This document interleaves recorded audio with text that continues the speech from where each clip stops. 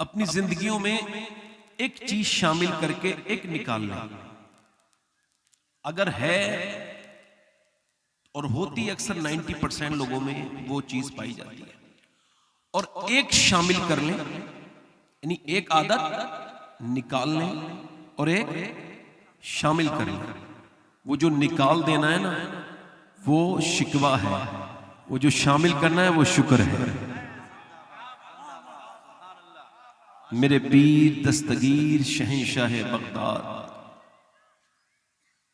कुतुब मशरिक़ व मग़रिब व शिमाल व जुनूब सैयदना शेख मुहियुद्दीन अब्दुल कादिर जीलानी फरमाते हैं, अल्लाह की शिकायत करनी है तो उससे करो जो अल्लाह से ज्यादा मेहरबान मिले।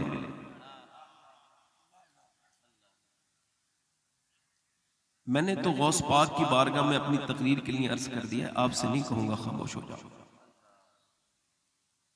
अगर वो चाहेंगे तो बात पहुंच जाएगी। फरमाते अल्लाह की शिकायत करनी है तो उससे करो जो अल्लाह से ज्यादा मेहरबान मिले। फरमाते सबको हाल बताओगे ना तो बेहाल हो जाओगे, हाल उसे बताओ जो हाल बदल सकता है। मौला अली फरमाते तकलीफें इस वजह से आती हैं कि बंदा अल्लाह के नजदीक हो जाए, मगर वो नाशुक्री करके लोगों से अपनी परेशानियां बयान कर करके अपने आप को बर्बादी की तरफ ले जाता है। हजरत सादी कहते हैं हाफिज शिराजी कि मैं निकल के जा रहा हूं तो मेरे पाँव के जूते जो हैं वो पुराने होने की वजह से टूट गए, और अब चलना मेरा इतना दूबर हो गया कि पाँव रखता हूं तो छाले पड़ गए और वो रखा नहीं जाता है। उसमें जब फिर जख्म हुए तो और मुश्किल बढ़ गई। तो मैंने दुआ की, मालिक इतना तो दे दे कि तेरा सादी अब चल नहीं पा रहा है, जूते तो खरीद ले। कहते हैं अगले मोड़ पे मुड़ाऊं तो मैंने देखा एक बंदा है उसके दोनों पाँव नहीं थे। मैं सजदे में गिर गया, मालिक मुझे माफ कर दे, मेरे पास पाँव तो हैं, उसके पास तो पाँव ही नहीं है।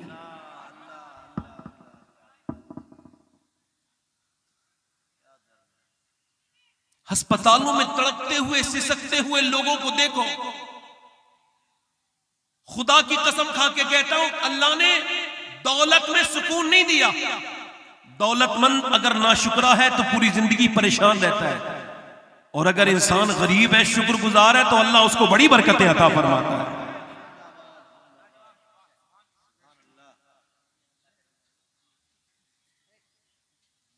आपसे मेरी अर्ज है, आप जाकर के अस्पतालों में देखें सिसकते हुए लोग, जाके रांची के अस्पतालों में देखो जिन जवानों को डायलिसिस हो रहा है, जिनको कैंसर है, जिनको हाइपरटेंशन है, बीपी है, जिनको हाई शुगर है, उनकी जिंदगियों को देखो और अपनी जिंदगियों पे शुक्र अदा करो। एक आदमी अपने बाप की अस्पताल में देखने के अपने बाप को गया है, डॉक्टर कहता है 5 मिनट का टाइम है, कहा ठीक है, मगर 5 मिनट से वापस नहीं आता है।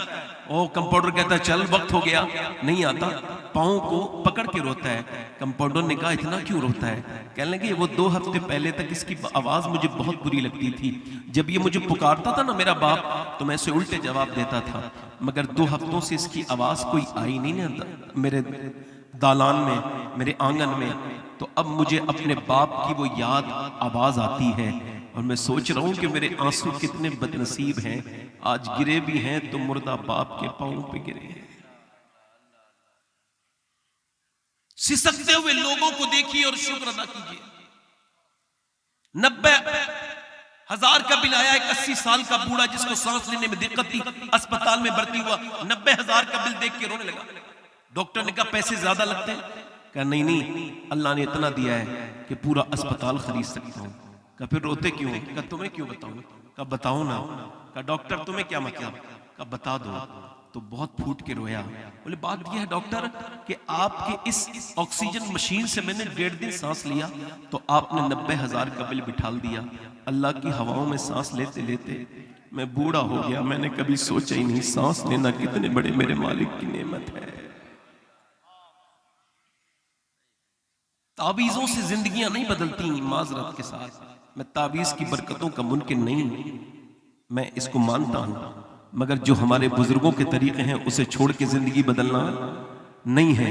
ये जो ढोंगी लोग तावीज़ करते हैं, आपको इनसे बरकतें नहीं होंगी, बरकतें उससे होंगी जिससे गौसुल आजम ने बताया है, जो पीर दस्तगीर ने बताया है। गौसुल आजम फरमाते हैं अगर कोई मौसमों की सिर्फ शिकायत करे और नहीं गर्मी बहुत हो रही है, सर्दी बहुत हो रही है, बारिश, फरमाते अगर वो अल्लाह का मकबूल वली हो तो अल्लाह उसे मरदूद बना देता है।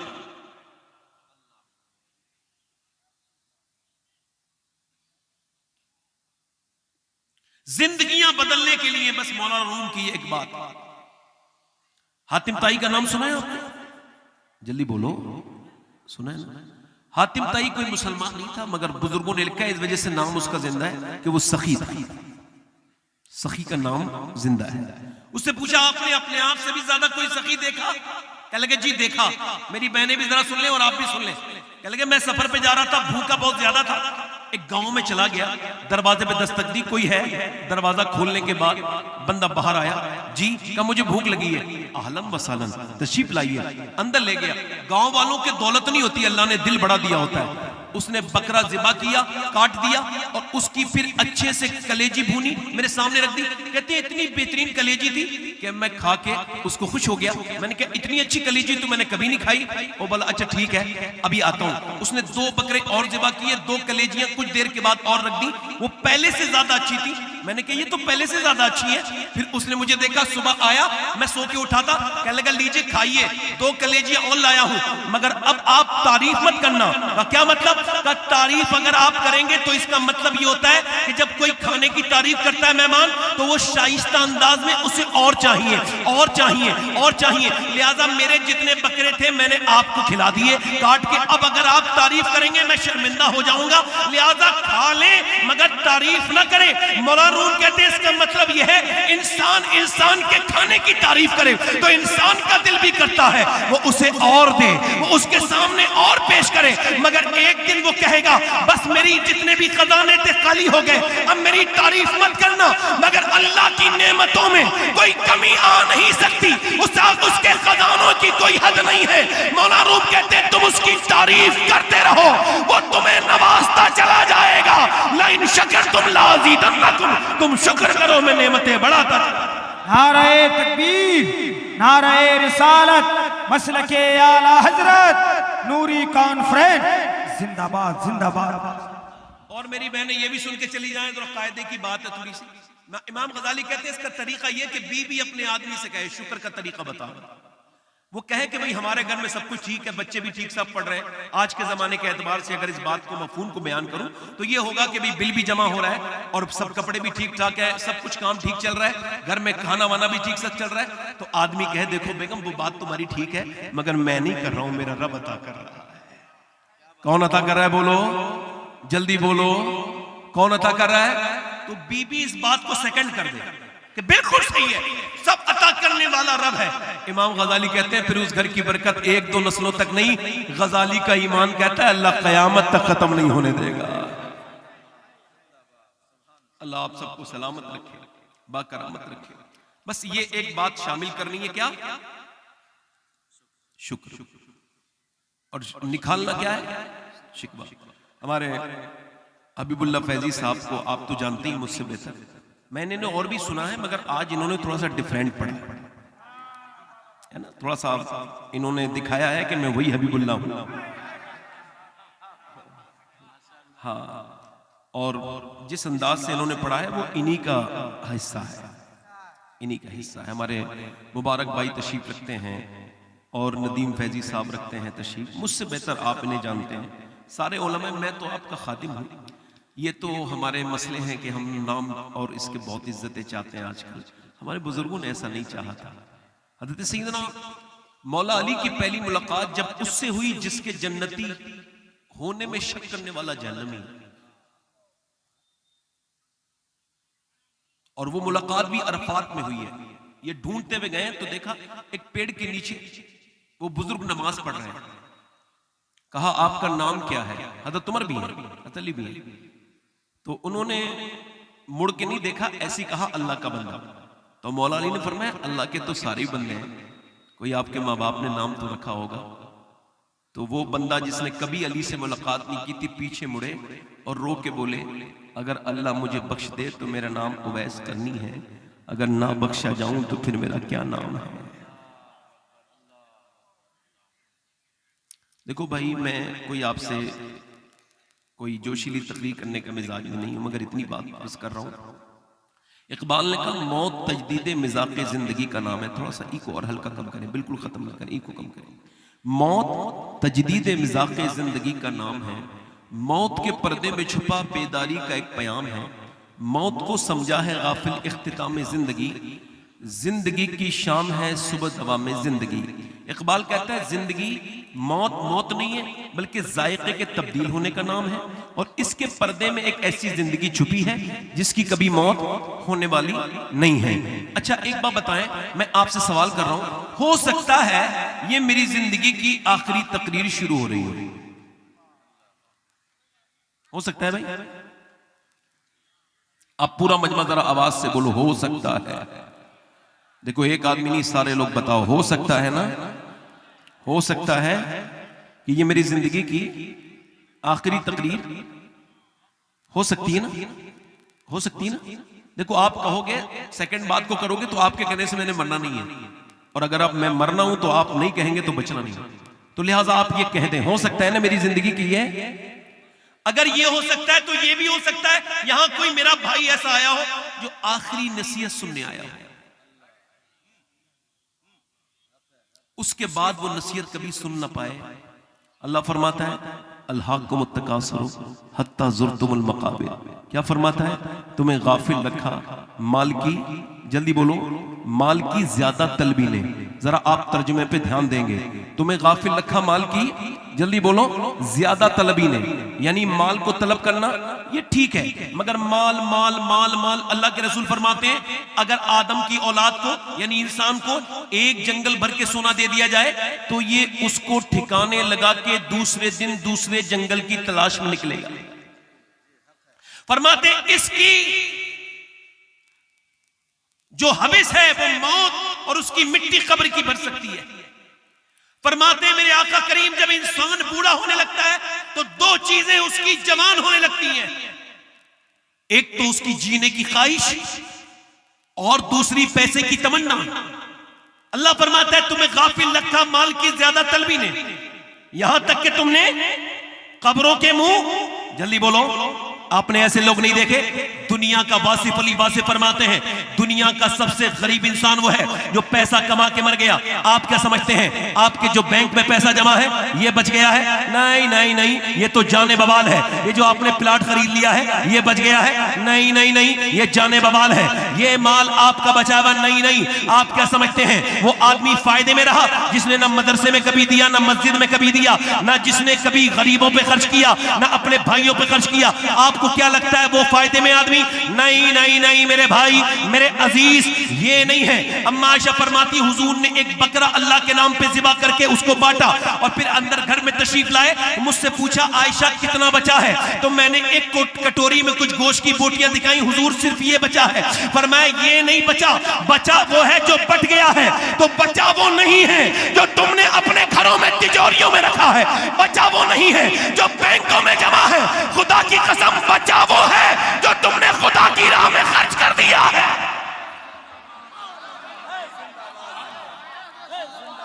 नाराए तकबीर, नाराए रिसालत।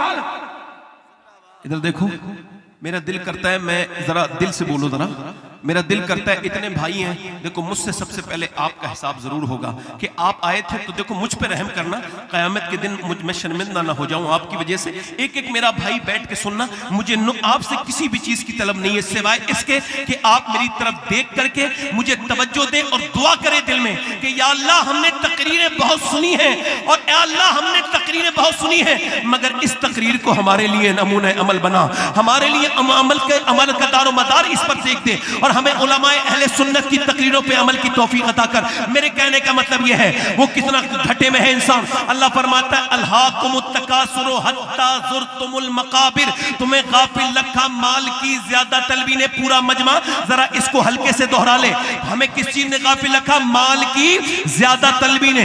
हत्ता ज़ुरतुमुल मकाबिर, यहां तक कि तुमने कब्रों के मुंह देख लिए। अब जरा मिजाज बदला है और आप इस चीज को सुनिए। अब अल्लाह फरमाता है कल्ला सौफा तालमून, हाँ हाँ जल्द जान जाओगे। अल्लाह अल्लाह फरमाता है हाँ हाँ जल्द जान जाओगे। ओ पैसा कमा के मरने वालों, ओ ज़कात न देने वालों, ओ हज न करने वालों, ओ उम्रा पे न जाने वालों, ओ गरीबों को देख करके घबराने वालों, ओ बहन भाइयों का हक न अदा करने वालों, ओ बहनों के हक मारने वालों, वो फरमाता है अनकरीब जान जाओगे, अनकरीब जान जाओगे। क्या जानोगे? कल्ला सौफा तालमून। फिर बात वही है और सुम्मा का इजाफा है और फरमाता है सुम्मा कल्ला सौफा तालमून। बात एक ही है मगर अल्लाह ने दो मर्तबा फरमाया, एक मर्तबा सुम्मा, यानी इसका मतलब हल्का सा ये समझिए, मैं समझा रहा हूं फिर समझा रहा हूं। कल्ला सौफा तालमून, सुम्मा कल्ला सौफा तालमून। सैयदना मौलाए कायनात से पूछा गया, ऐ मौलाए कायनात, ऐ इल्म के शहर बताइए, अल्लाह ने एक ही बात को दो मर्तबा क्यों फरमाया? तो मौला अली की आंखों में आंसू आए, फरमाया माल के लालची, एक मर्तबा कब्र में इन्हें समझाया जाएगा, दूसरी मर्तबा हिसाब हश्र में होगा। तो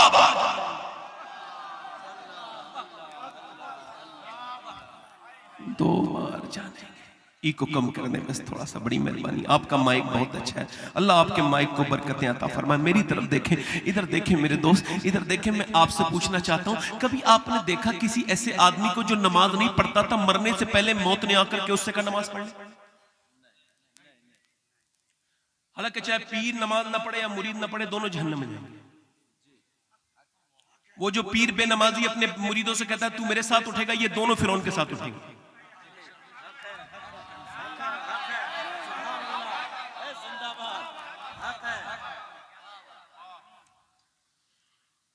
ठेकेदारी चल रही है या पीरा मुरीदी चल रही है? इससे बाहर आओ टाउन से। ये स्कैम है। दुनिया का सबसे बड़ा स्कैमर वो है जो अल्लाह से बंदे का राब्ता तोड़ दे, और दुनिया का सबसे बड़ा अच्छा इंसान वो है जो अल्लाह से बंदों के रास्ते जोड़।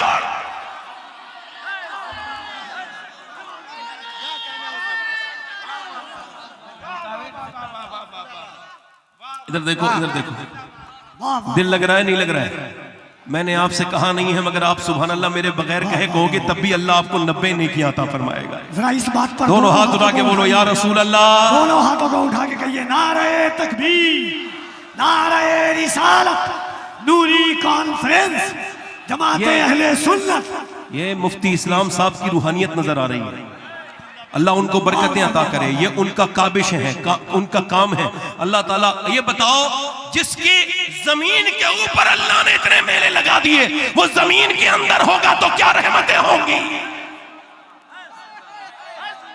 और देखो हबीबुल्लाह भाई, चलो दोनों हाथों को उठाकर अल्लामा मुफ्ती इस्लाम साहब के नाम पर नारे तकबीर, नारे तकबीर, नारे रिसालत, फैज़ाने मुफ्ती आज़म, गुलामे मुफ्ती आज़म, मुरीदे मुफ्ती आज़म, आशिक़े मुफ्ती आज़म, खादिमे मुफ्ती आज़म, अल्लामा मुफ्ती इस्लाम साहब क़िबला जिंदाबाद, जिंदाबाद। कफील अंबर साहब भी जिंदाबाद। देखो हबीबुल्लाह साहब, अगर कोई जमाने भर का बज़ौक़ बैठा हो तो मेरी एक तकरीर से वो बज़ौक़ नहीं बन सकता। हाँ, बज़ौक़ आदमी का फ्रेश मिजाज हो सकता है सुन के। बज़ौक़ लोगों की पहचान यही है, जहाँ बैठेंगे बज़ौक़ हो जाएगा पूरा मजमा इलाका। और मुस्कुराने वाले लोग वो होते हैं जो आशिक़ रसूल होते हैं। अब मेरी तरफ आप देखें, बस आपसे ये इस वजह से कहा है कि मेरी तरफ आप गौर करेंगे। अब देखें, कभी आपने देखा किसी मरने वाले को, आपने देखा होगा मरने से पहले उसने कहा भाई मैं नमाज ना पढ़ने से अब तौबा करता हूँ, नमाज की पाबंदी करूंगा। अल्लाह के रसूल फरमाते हैं मरने वाला जब मरता है तो उसको इतनी प्यास लगती है, बेनमाजी को अगर 7 समंदरों का पानी भी पिला दिया जाए तो वो उसकी प्यास नहीं बुझेगी। मरेगा तो जलील होके उठेगा, तो मोमिनी के साथ नहीं बल्कि फिरौन के साथ, नमरूद के साथ उठेगा। अच्छा, कभी किसी सूद खाने वाले से मौत ने कहा कि अगर इसी हाल में मर गया तो जहन्नम में जाएगा। कयामत के दिन सूद वालों की तोंदे बड़ी होंगी, इनके जिस्म छोटे, ये तोंदे इनके तवाजुन को बिगाड़ देंगी। ये तोंदों के बल गिरेंगे, गिरेंगे उठेंगे, गिरेंगे उठेंगे। और जब अहले महशर ये तमाशा देख के पूछेंगे ये कौन है, ये पूरे मैदान में जो पेट के बल गिर रहे हैं जलील, ये वो हैं। फरिश्ते कहेंगे ये वो हैं जो सूद खाते थे। जो सूद खाता है वो अपनी माँ के साथ जिना करने से बदतर काम करता है। मगर आज तक किसी सूद खाने वाले से मौत ने कहा कि तौबा कर ले वरना इसी हाल में मर गया तो जहन्नम में जाएगा।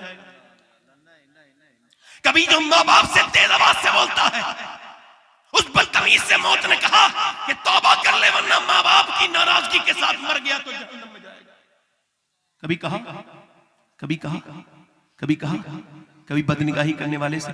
अब अगर हो सके तो मेरी पूरी तकरीर भूल जाना, मगर मेरे शेख का ये फरमान अपने मोबाइलों की स्क्रीन पे लगाना, स्टेटस पे लगाना, स्टोरी पे लगाना, अपने घर में लगाना, अपनी बेटी को पढ़वाना। मेरे शेख मुहियुद्दीन अब्दुल कादिर जीलानी फरमाते हैं, मौत तुझे हाल बदलने नहीं देगी। मेरे साथ जरा दोहरा लें, मौत तुझे हाल बदलने नहीं देगी।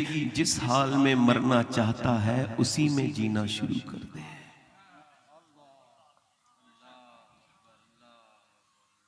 मौत जब कहेगा ना तू बस 2 रकअत, ना ना ना, एक बार कलमा, ना ना ना ना, आज ले उनकी पनाह, आज मदद मांग उनसे।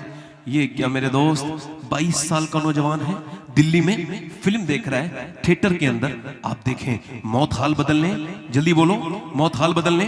थिएटर में फिल्म देख रहा है, देखते देखते बाहर निकला है, 6 एब्स उसके बने हुए, बेहतरीन बॉडी बिल्डर है। सोचा भी किसी ने नहीं है, मुंह में गुटखा डाला है, उसने कानों में चश्मा, अपने कानों में लगाया एयरबड्स और आंखों में चश्मा, बेहतरीन बुलेट इनफील्ड तेजी के साथ दौड़ाई। उसको ये खबर नहीं थी ये आखिरी उसकी ये सवारी है, इसके बाद वो कभी बुलेट के इस एक्सीलेटर को थाम ना सकेगा, नक्शेबाजी दिखा ना पाएगा। गाना सुनते सुनते जा रहा है, मगर मौत ने उसको इतनी भी मोहलत न दी कि बाइक रोक कर कानों का गाना रोक लेता, कोई तौबा कर लेता। नहीं नहीं, उसे मौत ने ऊपर ही गिराया। पहले वो गिरा, उसके बाद बाइक गिरी। बाइक रोकने तक का मौका नहीं मिला। उसका वो चेहरा जिसे वो जाकर के सैलून में एक एक अपने दाने को देखता था, एक एक निशान पर फेसबुक रगड़ता था, उसमें कॉस्मेटिक से इलाज करता था, पूरा चेहरा फटके उसी रोड पे बिखर गया और फिर उठाया गया। इस 22 साल के जवान की लाशे को उठाने के बाद पोस्टमार्टम हाउस में, अब बगैर कपड़ों के होते हैं पोस्टमार्टम हाउस में लोग, चाहे मर्द मरे चाहे औरत, अननेचुरल जो भी डेथ होती है उसमें मर्द औरत बच्चे छोटे कोई भी, कपड़े उतारने के बाद इसके पास हथौड़ी और छेनी होती थी। पहले छेनी और हथौड़ी से उनके सर को काटते थे, मगर अब ऐसा वो नहीं करते, बल्कि अब उनके पास ये गिलेंडर है। गिलेंडर यहां लगाएंगे, यहां से पूरा फाड़ के पूरा तलवा निकाल देते, काट के फिर यहां से लगाते, ऐसे करके फाड़ के कट कट करके कर्र से पूरा फाड़ देंगे। और उसके बाद जो भी ऑर्गन्स उन्हें देखेंगे, सर में जो भी देख रहे हैं, उसके बाद मोटी वाली सुई से वो प्लास्टिक के तागे से उसको लगाएंगे, टांके अंदर दाखिल करेंगे, फिर बाहर निकालेंगे, अंदर दाखिल करेंगे। मैंने अपने पड़ोसी 18 साल के एक जवान को 2019 में मैंने गुस्ल दिया था। मैंने उसका हाथ उसके सर को रखा, उठाया, और उसके सर को जब उठाया तो उसकी एक सफेद उंगली में मेरी उसकी एक सफेद हड्डी मेरी उंगली में लगी और इतनी जोर से अंदर दाखिल हुई कि मेरे खून निकला। मैं रोने लगा। एक साहब ने कहा, क्या आपके दर्द होता है? मैंने कहा नहीं नहीं नहीं, मुझे मेरे हुजूर की हदीस याद आती है। मेरे आका इरशाद फरमाते हैं, मेरे सरकार इरशाद फरमाते हैं, जब मुर्दे का हाथ पकड़ता है गस्साल तो वो कहता है आराम से, जरा आराम से मेरा हाथ उठा, तेरे हाथ उठाने से मुझे तकलीफ होती है। अल्लाह अकबर। ये जो तकरीर सुन करके मेरी बात में दिलचस्पी नहीं ले रहे हैं, इन सबको भी मौत आनी है। ये जो तकरीर कर रहा है, एक दिन ये भी तख्त गुस्ल पे रखा होगा और फिर इसके रिश्तेदार इसके हाथ तक नहीं लगाएंगे। मरने के बाद इंसान कितना डरौना बन जाता है। ना बेटे हाथ लगाए, उसकी घड़ी से डर नहीं लगता, वो उतार ली जाती है। उसकी अंगूठी से डर नहीं लगता, वो उतार ली जाती है। उसकी छोड़ी हुई दौलत से डर नहीं लगता, जो उतार ली जाती है। उसके मोबाइल से डर नहीं लगता, उसमें सिम डाल लिया जाता है। मगर हाय अफसोस मेरे भाई कि तूने मौत के बारे में कभी गौर नहीं किया। मौलाए कायनात, मौलाए कायनात मौला अली फरमाते हैं, सुन, तू मौत की बात पर बात बदलने की बात करता है, तुझे मौत की सख्तियां सुनने में तकलीफ होती है। ये बता, जब तू मौत की बात को बदलता है तो तू मौत को कैसे बर्दाश्त करेगा? तू मौत को कैसे फेस करेगा जब तू मौत का जिक्र नहीं करता? फरमाते हैं मौलाए कायनात मौला अली, सैयदना मौलाए कायनात, तू अगर मौत को याद करेगा तब भी मरेगा, नहीं याद करेगा तब भी मरेगा। मगर याद करने वाले की मौत में और ना याद करने वाले की मौत में फर्क है। जो याद करेगा आसानी से मरेगा, जो याद नहीं करेगा बड़ी गफलत में मरेगा, बड़ा सख्त मरेगा, बड़ा खतरनाक मरेगा। ओ मेरे दोस्त, मेरे भाई, तुझसे गुजारिश है, मैं तुझसे बता रहा हूं कि अब उसको गुस्ल दिया जाता है। अल्लाह के रसूल फरमाते हैं ले करके जब चलते हैं जनाजे को तो वो कहता है ओ मेरे आखिरी मुझे लेकर के मंजिल पे पहुंचाने वाले, मुझे कांधा देने वाले, अपना पांव जरा धीरे धीरे रख, तेरे पांव की धमक से मुझे तकलीफ होती है। हजरत ईसा अलैहिस्सलाम अपनी वालदा सैयदा मरियम की कब्र पे गए और जाके बोले मेरी अम्मी मैं अब आपको देखना चाहता हूँ और मुर्दे जिला लेता हूँ, अल्लाह की फजल से आप कहो तो अंदर से आपको निकाल लूँ। हजरत मरियम के कदमों पे मैं कुर्बान हो जाऊँ, मेरे बाप की औकात भी मरियम के सामने कुछ नहीं, मगर वो अंदर से आवाज आई मेरे बेटे ईसा ना ना ना मुझे जिंदा ना करना। जब रूह निकली थी इतनी तकलीफ हुई थी कि उसका एहसास मुझे अभी तक हो रहा है।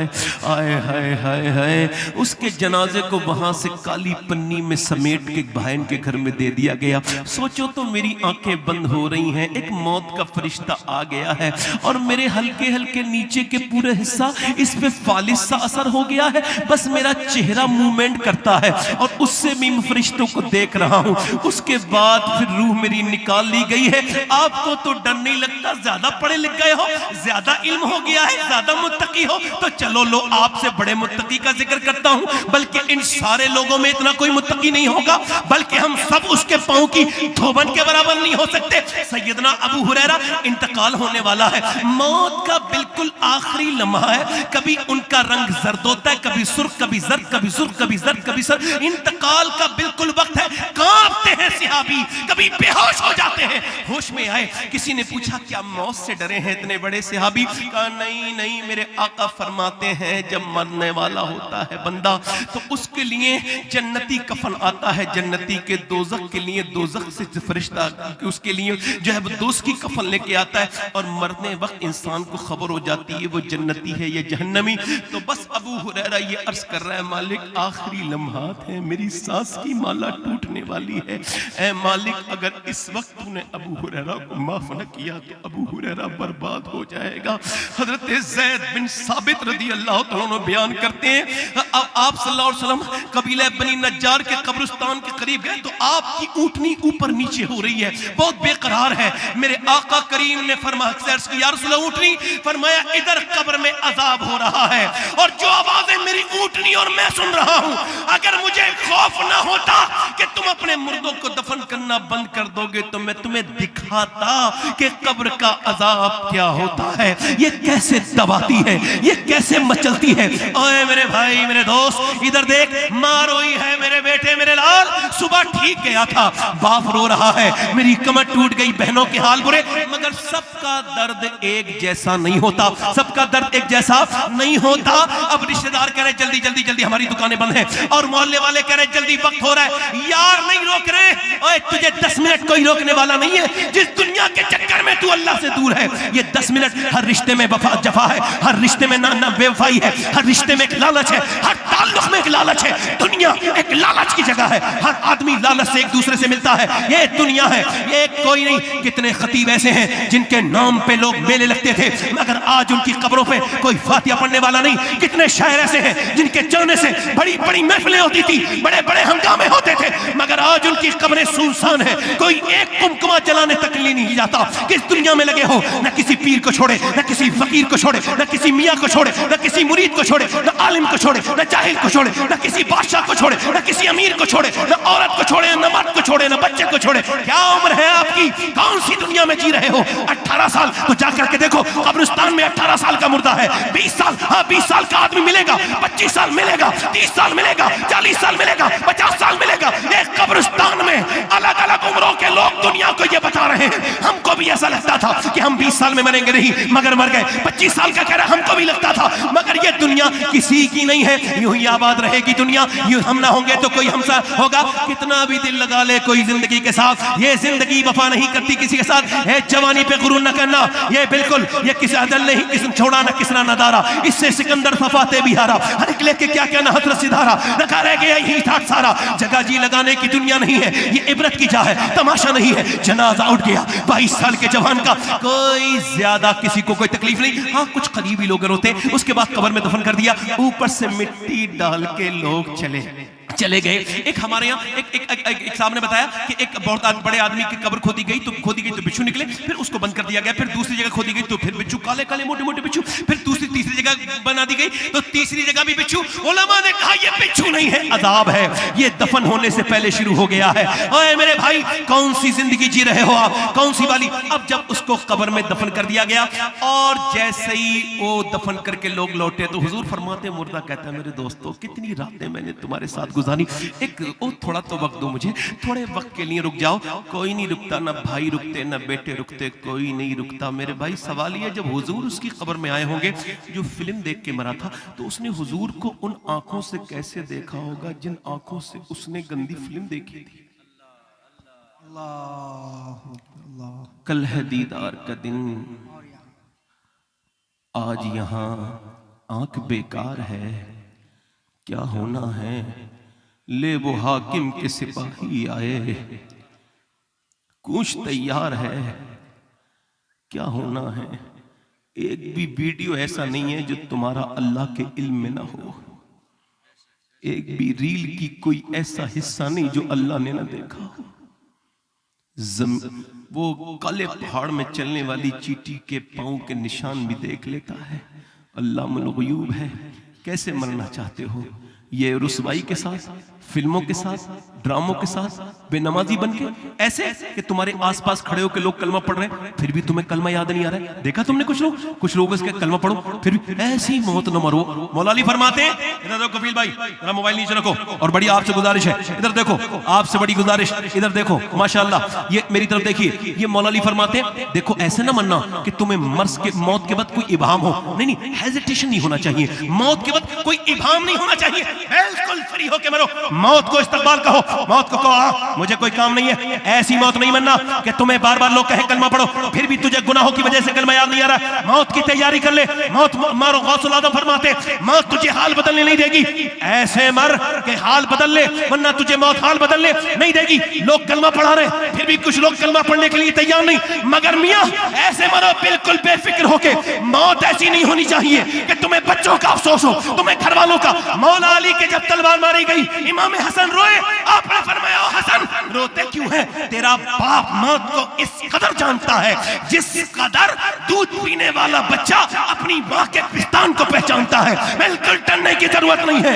अली कोई अननोन जगह पे नहीं जा रहा है, करीम रब के पास जा रहा है। ऐसे नहीं मरना है कि लोग तुम्हें कलमा याद दिलाएं, बल्कि ऐसे मरो कि तुम चाहो तो लोगों को कलमा याद दिला के चले जाओ। इधर देखो, बरेली में एक कलंदर है, बरेली में एक बुजुर्ग है, 92 साल की उम्र है, 92 साल की उम्र है, इंतकाल का वक्त करीब है। मगरिब के बाद उस बुजुर्ग पे गशी तारी हुई है और रात के 11-12 बजे के वक्त उनकी आंख खुली तो पहला सवाल यही था, क्या मैंने नमाज पढ़ी है, क्या मैंने नमाज पढ़ी है, क्या मैंने नमाज पढ़ी है? हुजूर नहीं, ईशा की नमाज नहीं पढ़ी, मगरिब की आपने पढ़ ली थी। कहा मुझे वुजू कराओ। वुजू कराने के लिए कोई हिम्मत नहीं हो रही है, आपको वुजू कराने में बड़ी तकलीफ होती है, हाथ पैर आपके तकलीफ में है, बिल्कुल मौत का वक्त है, वुजू बड़ी मुश्किल से कराया गया।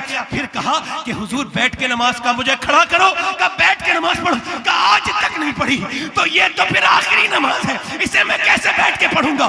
खड़े हो गए और फिर 40 मिनट 92 साल के बुजुर्ग पे कहां से वो ताकत आ गई? आराम से सजदा, आराम से रुकू, बड़ी आराम से तसल्ली से नमाज। उसके बाद लेट गए और कहा, लोगों तुम में से अगर किसी का मैंने दिल दुखाया हो तो मुझे माफ करो, मैं दुनिया से जा रहा हूं। फिर कहा वक्त आ गया, पढ़ो कलमा। सबने कलमा पढ़ना शुरू किया। उस बुजुर्ग ने मुस्कुरा के सबकी तरफ देखा, फिर चेहरे पे मुस्कुराहट आई। उस बुजुर्ग ने कलमा पढ़ा, सबको कलमा पढ़ाया। ऐसे न मरे ये कलमा लोग याद दिलाएं, ऐसे दुनिया से जा रहे हैं कि भूले हुओं को कलमा याद दिला के जा रहे हैं। उस अजीम शान हस्ती का नाम शहजादा आला हजरत हुजूर मुफ्ती आजम हिंद था, जिसने ये कहा था, मेरे अमाल का बदला तो जहन्नम ही था, मैं तो जाता मुझे सरकार ने जाना। नारे तकबीर, नारे रिसालत, फैज़ाने मुफ्ती आज़म, नूरी कॉन्फ्रेंस, उलमाए अहले सुन्नत, हुजूर सैयदी शमाअत मियां साहब क़िबला। वाह वाह वाह वाह वाह वाह वाह वाह वाह वाह वाह वाह वाह वाह वाह।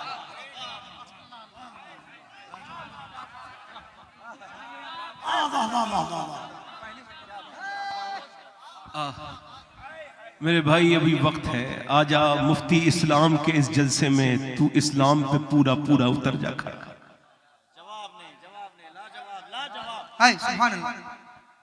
मैं इन उलमा का खादिम हूँ, बहुत छोटा सा इंसान हूँ, मैं बहुत ही निहायत ही घटिया इंसान हूँ, मेरी कोई तारीफ नहीं है, बहुत ही घटिया इंसान हूँ मैं।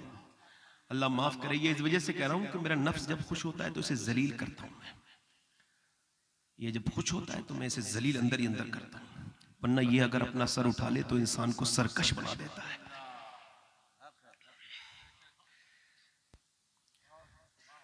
हाँ, हमारे ऐसे पीर नहीं थे जो आजकल के ये ड्रामे चल रहे हैं, नहीं नहीं, हमारे पीर मुफ्ती आजम हिंद थे। सुभान अल्लाह, सुभान अल्लाह। हमारे पीर बोलो तो कौन थे, बोलो। आजकल हजरत इश्तिहार में हबीबुल्लाह भाई हजरत का नाम छोटा हो जाए, जिस हजरत जो हजरत ऐसा करते हैं उन्हीं को कह रहा हूँ, सबको नहीं कह रहा हूँ, तो वो गाड़ी पीछे मुड़वा देते हैं, कहते हैं जो इश्तिहार में इज्जत नहीं दे पाया वो हमें जलसे में क्या इज्जत देगा। अब इस जाहिल को पीर को कोई समझाए कि इज्जतें जलसे वाला नहीं मदीने वाला देता है।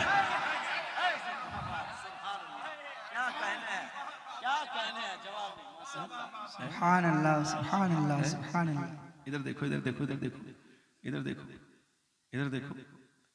आला हजरत के बेटे हुजूर मुफ्ती आजम फरमाते हैं, मैं मुरादाबाद के रेलवे स्टेशन पे खड़ा था और फिर किसी ने मुझसे पूछा आप कहाँ रहते हो, मैंने कहा बरेली। तो उन्होंने कहा, बड़े लहीम शहीम इंसान थे, मेरे पीर हैं शेख अहमद रजा, उन्हें मेरा सलाम कह देना। कहते हैं वो वापस पलटा तो मैं रोने लगा। कहा क्यों? कहा इस वजह से कि मैं ये नहीं चाहता था कि वो मुझसे कहीं ये पूछ ले कि आप किसके बेटे हो, तो मैं झूठ नहीं बोल सकता था, और मैं अपने आप को इस लायक नहीं समझता हूं कि अहमद रजा का बेटा खुद को कहूं। हमने अपने बुजुर्गों को पढ़ना छोड़ दिया। हमारे बुजुर्गों ने ये नहीं किया था कि बुजुर्ग है ये शैतान है बदमाश, जिसके आने से खुदा रसूल का जिक्र बंद हो गया और इसकी तारीफों के फूल झूठे बनने लगे।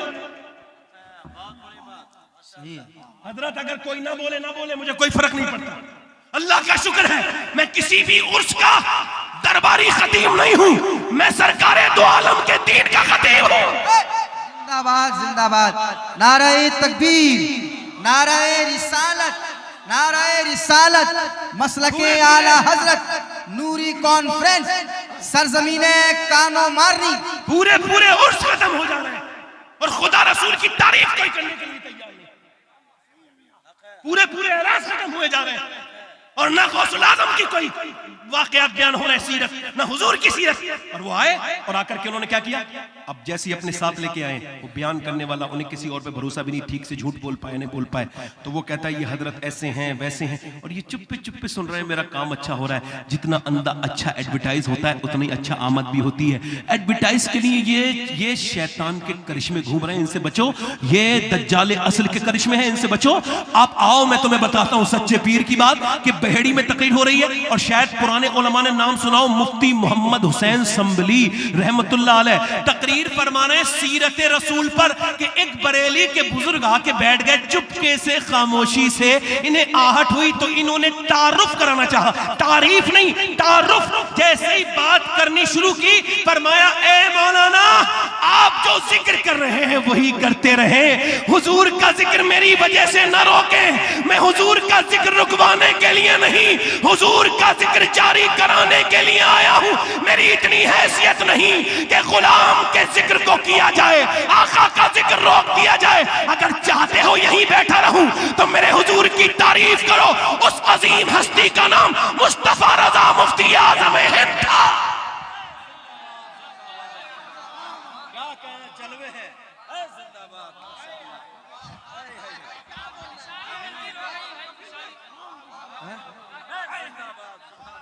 वाह वाह वाह वाह। कभी कभी जलसों में ऐसी गुफ्तगू होती है, जर्रे अर्ज़े हरम चेहरे का गाजा हो गया, आपकी तकरीर से ईमान ताज़ा हो गया। जरा दोनों हाथों को उठाइए पूरा मजमा और सरकार मुफ्ती आजम हिंद के नाम का नारा लगाइए। नारे तकबीर, नारे रिसालत, फैज़ाने मुफ्ती आजम, गुलामे मुफ्ती आजम, नूरी कॉन्फ्रेंस, उलमाए अहले सुन्नत, मसलके आला हज़रत। वाह वाह वाह वाह।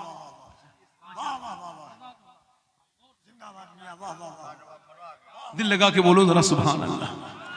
ढूंढते ढूंढते इस दहर में थक जाओगे, मेरा मुर्शिद से जमाने में कहीं ना पाओगे। इधर देखो, इधर देखो, ए बच्चे, ए बेटा, बेटे बैठ जाओ, जल्दी बैठो। अच्छे बच्चे हो ना, अच्छे बच्चे बैठ जाते हैं एकदम। बेटे बैठ जाओ, आप भी मेरे बेटे बैठ जाओ। अल्लाह तुम्हें रखे यहीं पे। देखो इब्लीस के कहने में ना आओ, वो तुम्हें यहां से लेके जाना चाहता है, मगर मैं इब्लीस को कामयाब होने, उससे तुम्हारी दोस्ती जरा मुझसे ज्यादा मजबूत है, मगर मुझसे ज्यादा कर लो। इब्लीस अपने दोस्तों को ऐसी महफिल में बैठने, देखो कोई और भी उठे तो शक कर लेना। अब मेरी तरफ देखें, आप जरा मेरी तरफ देखें, मैं आपसे क्या अर्ज कर रहा हूं मेरे भाइयों, हमें हुजूर की तारीफ करनी। ये उर्स है, मगर साहिब उर्स की रूह तभी खुश होगी जब मुस्तफा जाने रहमत का जिक्र हो। और हमारे इमाम का तो मसलक ही है, करूं मदह अहले तुबल्लज़ा, पढ़े इस बला में मेरी। इधर देखो, मेरी तरफ देखो, मगर मेरे भाइयों इधर देखो, मेरी तरफ तवज्जो करो। एक लड़का ऐसे करके मोबाइल पर, तवज्जो करना था, ऐसे करके मोबाइल पर देख रहा है क्या? इधर देखो वीडियो इंस्टाग्राम पर, देखते देखते नदीम भाई इधर देखो, देखते देखते उलमा इकराम से दुआएं। आपसे मगर तवज्जो चाहता हूं, मैं उलमा से कभी तवज्जो नहीं चाहता, बेअदब नहीं हूं, मेरे माँ बाप ने अदब सिखाया मुझे, मैं सिर्फ दुआएं चाहता हूं। वो ऐसे देख रहा है, ऐसे करके इंस्टाग्राम पे वीडियो, ऐसे करके उसको स्क्रॉल कर रहा है, हटा रहा है। अगी इतनी गंदी वीडियोस जितनी वो देख रहा था ना, उतनी सगी बहन की आ गई। जैसी देखी वीडियो वैसी माँ के पास गया, कहाँ किया, मेरी बहन वीडियो बनाती है? कहा मैं तो नहीं जानती, तुम जाके पूछो। जाके बहन से बोला, क्या तू वीडियो बनाती है? तुझे हाँ बनाती हूँ। तुझे शर्म नहीं आती? कहा जब तुझे देखने में शर्म नहीं आती तो मुझे बनाने में शर्म नहीं आती। अच्छा, इस राज को जरा समझने की कोशिश कीजिए, थोड़ा सा अलग जाविये से बयान करें। जैसे कोई अपनी बहन को सजा सवार के शादी में लेके जा रहा है, ये लाशऊरी तौर पे ये ऐलान कर रहा है कि मैं दूसरे की बहन को ताकूंगा तो अपनी बहन लेके जा रहा हूं, उसे कोई और ताके।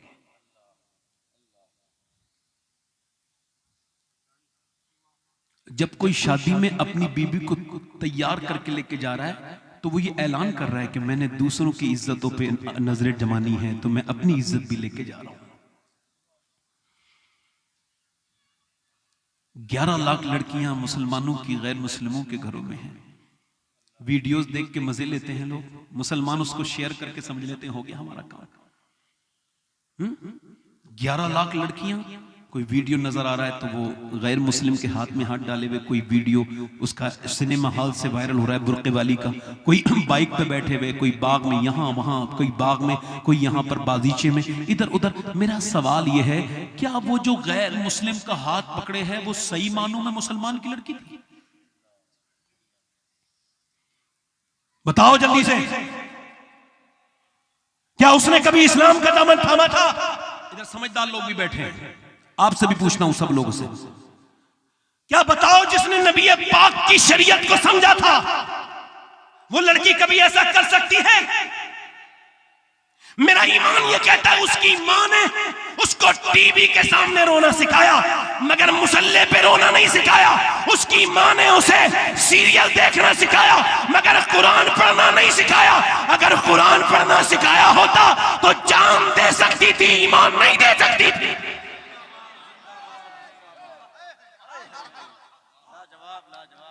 अच्छा, मैं इन्हें मुसलमान मानूं तो कफील भाई फिर मैं उनको क्या मानूं? मैं वसीयत कर चुका हूं, देखो मैं सैयद हूं और अल्लाह का शुक्र है कि मैं जानता भी हूं मैं सैयद हूं। फिर भी ये वसीयत कर चुका हूं कि जब मैं मरूं तो मेरी कब्र पे दफन करने से पहले मेरे सीने पे किसी फलस्तीनी लड़की में से एक का जूता मेरे सीने पे रख देना, और ताकि अल्लाह मुझे उस जूते की बरकत से बख्श दे। कौन? फलस्तीनी बच्चियां जिन्होंने ये बयान किया है हम रात को सोते हैं तो पहले कुरान की तिलावत फिर बुर्का उड़ के सो जाते हैं। किसी ने कहा बुर्का उड़ के तो कोई नहीं सोता, आप क्यों सोती हो? कि जब रात को बम गिरता है और जब घरों में से मलबे निकलते हैं और उसमें से लाशें निकलती हैं तो ये सोच के बुर्का उड़ के सोते हैं कि जब हमारी लाशें निकलें तो बेपर्दा नहीं होनी चाहिए, पर्दे में होनी चाहिए, ताकि क़यामत के दिन आमना के लाल से मुलाकात हो तो हम अर्ज कर दें काश मेरी बहन के दिल तक बात ये पहुंच जाए, मालूम है, ताकि हम अर्ज कर दें या रसूल अल्लाह हमारे 20,000 बच्चे भूख से मर गए, सूख सूख के मर गए, हमारे जवानों को कफन नहीं मिला। या रसूल अल्लाह 70-80 हजार औरतें शहीद हुई, मगर एक भी औरत ने किसी यहूदी का हाथ पकड़ के ये नहीं कहा कि मैं तुझे दीन बदल रही हूं, तू ऐसा कर कि मेरा दीन ले ले, मेरी जान बचा ले। नहीं नहीं, सारी लड़कियों ने ऐलान ये किया, ऐ आमना के लाल, जब तक ये जान रहेगी मस्जिद अक्सा की हुर्मत पर कुर्बान रहेगी। इधर देखो मेरी तरफ, काश मैं अपनी बहनों को बता देता जिनके फिटिंग के लिबास हो गए, काश मैं अपनी बेटियों को बता देता जो चंद लाइक और चंद व्यू के लिए पूरी कौम का सर कटवा रही हैं, काश मैं उन्हें बता देता। शादियों में बेपर्दा जाने वाले को मौला अली कहते मेरी शादी हुई है, जरा जोर से तो बोलो सुभान अल्लाह, दिल लगा के बोलो। किसकी शादी हुई है बोलो, दिल लग रहा है? कितने लोगों का दिल लग रहा है? दोनों हाथ उठा के बोलो या रसूल अल्लाह। सबका दिल लग रहा है? बोलूं थोड़ी देर और? कितने लोग और सुनना चाहते हैं? दोनों हाथ उठा के बोलो, मुस्कुरा के बोलो। अब देखो मेरी तरफ तवज्जो करो, गौर करो। नहीं मेरी तरफ देखो, मौला अली कह रहे हैं मेरी शादी हुई है। किसकी शादी हुई है बोलो, जल्दी बोलो, किसकी शादी हुई है जल्दी से बोलो। और एक बात अपने जहन में रखो, हम सहाबा के भी गुलाम हैं, अहले बैत के भी गुलाम हैं, और अगर कोई ये बात करता है उसके जहन में हो तो निकाल दे। अली का जिक्र करने से इंसान मोमिन होता है और राफजी नहीं होता। राफजी वो तब होता है जब सहाबा इकराम के खिलाफ भौंकता है। हम अहले बैत के भी गुलाम हैं और सहाबा के भी गुलाम हैं, ठीक है? ये हमारा इम्तियाज है कि हम अहले बैत से भी खुल के प्यार करते हैं और सहाबा इकराम से भी खुल के प्यार करते हैं, है ना? और हमें पता है अल्लाह ने अपने हबीब को यार भी चुन चुन के दिए हैं, रिश्तेदार भी चुन चुन के दिए हैं। ना यारों का जवाब है ना रिश्तेदारों का जवाब है, जरा जोर से तो बोलो। मौला अली कह रहे हैं मेरी शादी हुई है। अल्लाह अकबर। अल्लाह ने इतना हसीन जोड़ा किसी का नहीं बनाया नबियों के बाद, जितना हसीन जोड़ा अली और फातिमा का जोड़ा।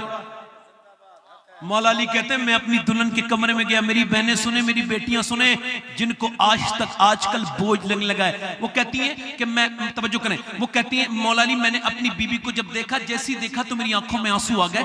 उन्होंने आगे बढ़ के मुझसे पूछा आप रोते क्यों हैं, क्या आपको ये शादी पसंद नहीं? मैंने कहा ये अल्लाह का करम हुआ है, आप मेरे निकाह में आई हैं। कहा फिर रोते क्यों है? कहा बस ये सोच के रो रहा हूं, कोई भी लड़की जब दुल्हन बनती है तो दिल में ये अरमान ख्वाहिश होती है कि जब वो दुल्हन बने तो एक जोड़ी नए कपड़े पहन ले। मैं देख रहा हूं कि दोनों आलम के मालिक को मुख्तार की बेटी, न चेहरे पे कोई शिकन न जबान पे कोई शिकवा, और जिस कपड़े में आप दुल्हन बनी है चादर में उसमें 17 पैमद लगे हैं।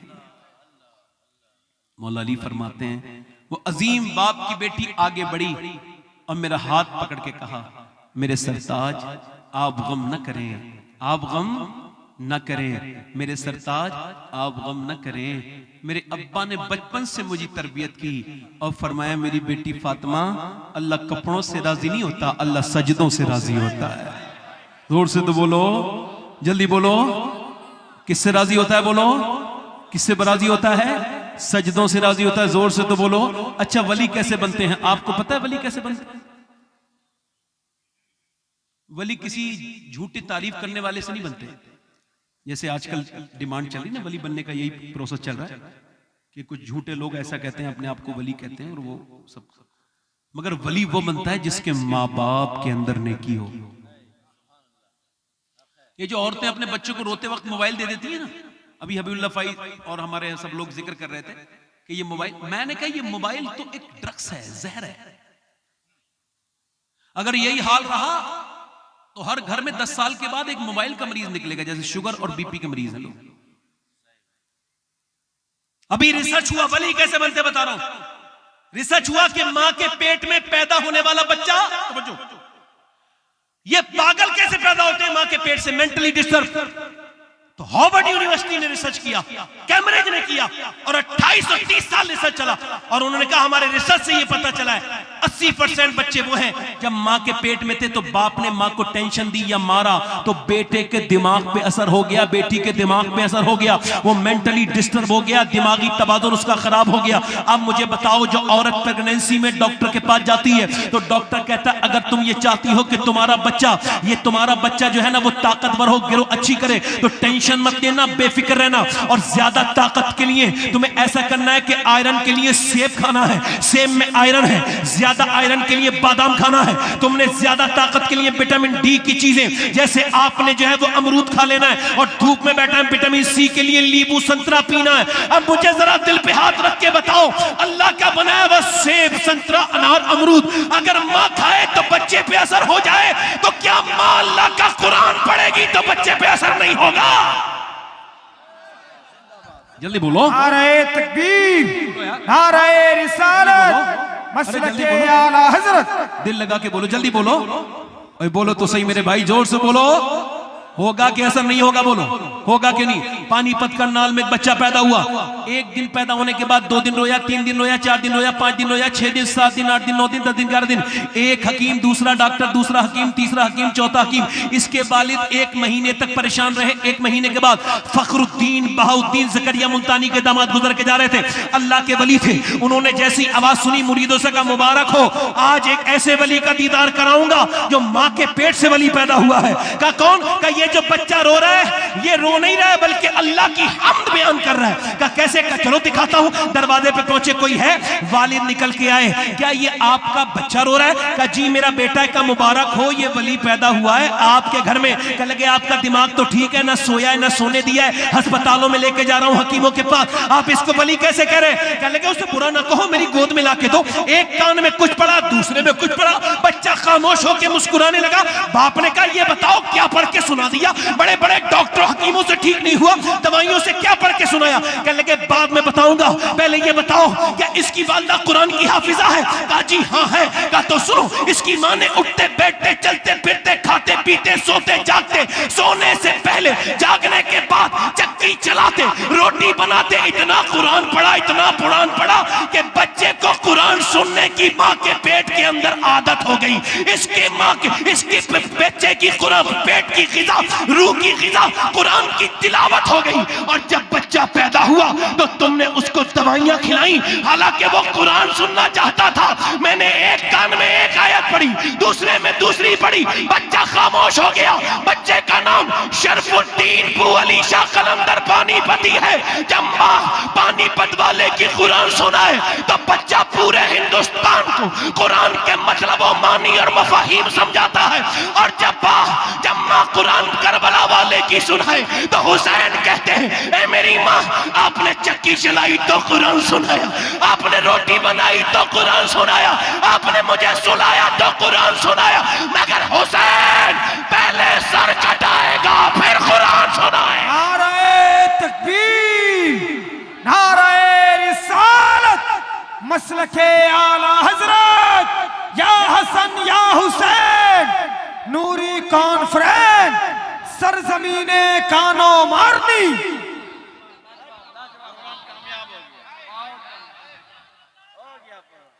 दिल लगा के बोलो सुभान अल्लाह, मुस्कुरा के बोलो, मुस्कुरा। असल में मेरा बड़ा रब्त है हुजूर मुफ्ती आजम हिंद से, मेरा बहुत मजबूत रिश्ता है। मैं उन्हें जहां भी दिल से पुकारता हूं मुझे लगता है मेरे दिल में आ गए। आपकी बड़ी मेहरबानी, आप वहीं से बैठ के दुआएं दे दें मुझे भाई, क्योंकि ये जो जलसा है ये अलग नौइयत का है। जरा जोर से बोले सुभान अल्लाह, मुस्कुरा के बोले भाई, आप लोग जरा बोले ना सुभान अल्लाह। बस आखिरी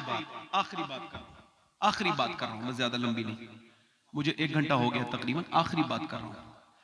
ये बताओ अगर किसी के माँ बाप उससे नाराज हो और उससे 10-15 पीर राजी हो तो वो कहां जाएगा?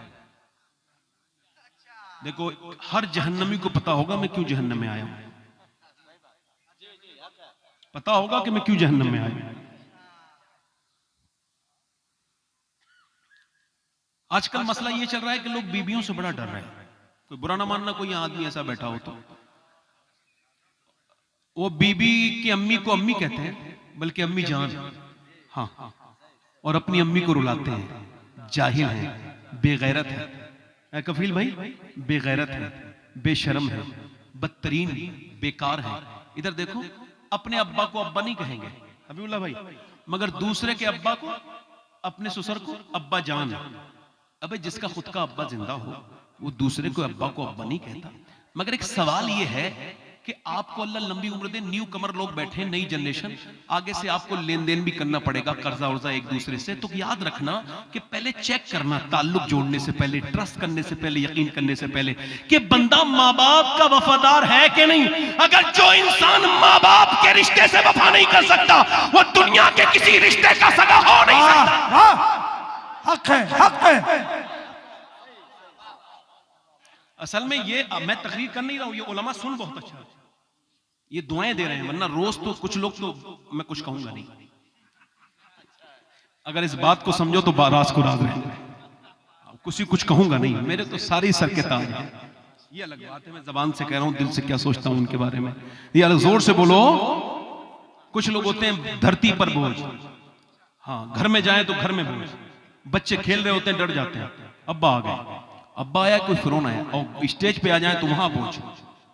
और जो अच्छे लोग होते हैं वो जहां जाते हैं हुजूर की सुन्नत पे अमल करते हैं, मुस्कुरा देते हैं। जोर से बोलो सुभान अल्लाह, मुस्कुरा के बोलो। इधर देखो, माँ बाप का जो सगा नहीं, वो किसी का सगा नहीं हो सकता। अच्छा, माँ बाप के मरने के बाद लोगों को बड़े माँ बाप याद आते हैं, ये बात सही है, मुझे भी याद आते हैं। अब ये जो तकरीर कर रहा हूं, ये तकरीर नहीं है, बस आप बीती है, मैं हल्के हल्के बोलूंगा, आप सुनेंगे। बस मैं आपके ज़र्फ के हिसाब से बोल गया, मेरी थोड़ी सी आप बात सुन लें। एक गुजारिश ये है, आला हजरत को जानते हैं आप सब लोग? कितने लोग जानते हैं? एक औरत का मेरे पास टेलीफोन आया, कहेंगे आप जो तकरीर करके गए ना, मेरा बेटा था जिसने तकरीर कराई थी। मैं कहा फिर बोली वो मुझे अपने साथ नहीं रखता, अपनी बीबी के साथ रहता है और मेरा खर्चा भी नहीं देता। मैंने उसे टेलीफोन लगाया तो क्या रोने लगा, कहने लगा मेरी बीबी ने मजबूर कर रखा है। वो कहती है अगर तूने अपनी माँ को रखा तो मैं तुझे छोड़ दूंगी, तेरे बच्चे बर्बाद हो जाएंगे। तो अपने बच्चों की बर्बादी के डर से मैं अपनी माँ से दूर हूं। मैंने कहा तू बड़ा जाहिल इंसान है, तेरे बच्चे बर्बाद ना हो तुझे बड़ी फिक्र है, और तू जो अपनी माँ को बर्बाद कर दिया है, तू भी तो अपनी माँ का लाल है। आला हजरत फरमाते हैं हम 3 भाई थे। कितने भाई?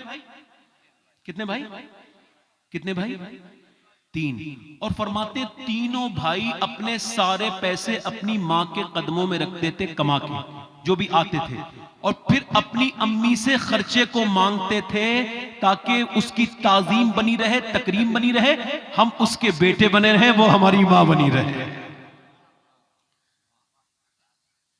आला हजरत।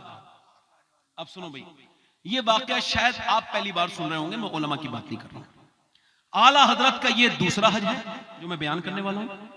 पहला वो हज आपने सुना था कि अम्मी के साथ कहा था आनो दो या डुबो दो, अब तो तुम्हारी, तवज्जो चाहता हूं थोड़ा सा, आज दिल बना हुआ है तो बोल देता हूं, जोर से बोले, आने दो या डुबो दो, अब तो तुम्हारी कश्ती तुम्ही पे छोड़ी, किश्ती तुम्ही पे छोड़ी, लंगर उठा दिए हैं। आला हजरत अपने भाई को अल्लामा ज़फरुद्दीन बिहारी रहमतुल्लाह अलैह फरमाते हैं छोड़ने के लिए जा रहे हैं। मोहम्मद रजा उनका नाम है। क्या नाम है आला हजरत के छोटे भाई का?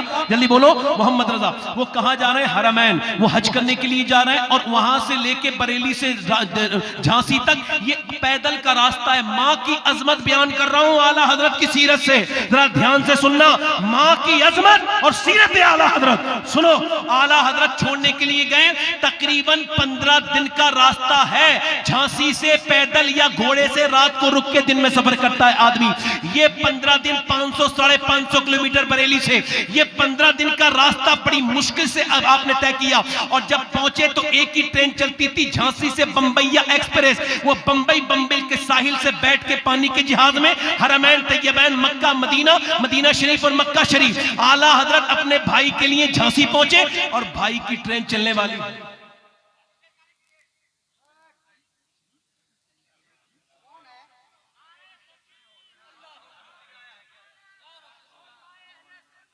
ठीक है